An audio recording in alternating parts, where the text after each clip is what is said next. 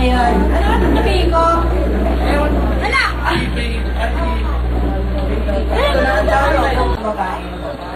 At ngayon, I'm connected with the Philippine Health Insurance Corporation, the central office sa Kashi.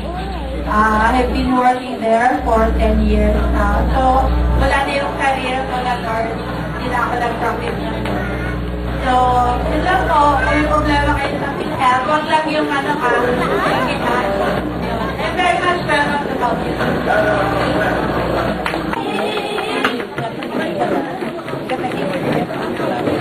Gaya ma'am, ayan. Oo, taon na ako. Sabi kaya ikaw, ma'am? Sabi ka.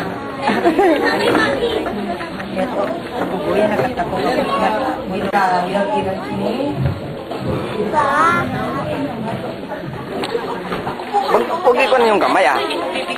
First of all, I'm thanking the Lord that I was able to be with you.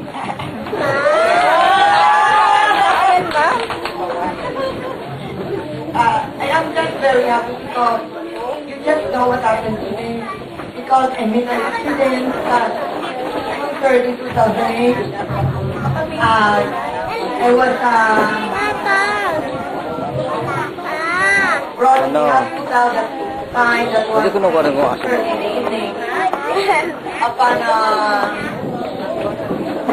visiting my sister at the time, I thought I was leaving the world.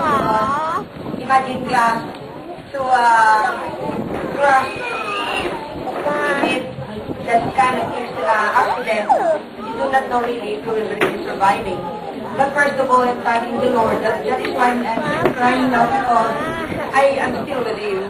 But at first, I secured most of the time. I'm not living anymore. That is why I'm so happy. Dali, ito dito. That Dali, oh. with you. This, Buwan mo siya, dali. I am just one of your teachers this time, and I was so happy to be with you, your group.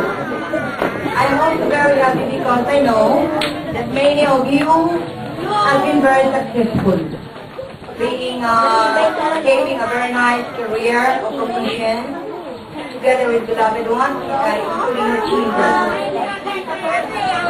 To see you in this kind of group, I'm so happy. Happiness because some of you were able to reach other countries. And you have not been dreaming to be in this world. But it is because of love, the love of the Lord to all of you. For those students of mine that were not able to have a good education, do not be sad. You can still have chance to make the world so very happy. You have your children. For what you have not experienced in your life, you may have it to your children. I am glad to see my teachers, especially you, my dear students. Ganda.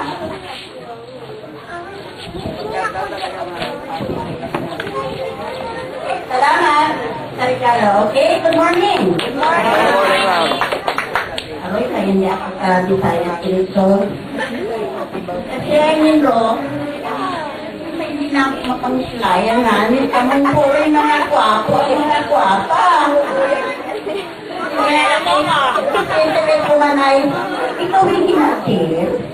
Ito naman si Sintilay, kayo sumakit ito man nga sige ko puti na po ganda, no? Okay. This morning, this feeling ako. I'm very happy and also sad. Hindi naman very sad. Happy in the way that we meet together again after 20 years. Hindi nga 20 years, 24 years since first year kayo. Diba? At nakita ko bawat isa sa inyo na talagang successful. Hindi na naganda. Hindi. Talagang successful. Later. I also sad kay Mati Bawing. Because because baby is not really. Nakapakinggan ka ngayon ng baby. Okay, din. Ay, hali ako. Ay, natin daw eh.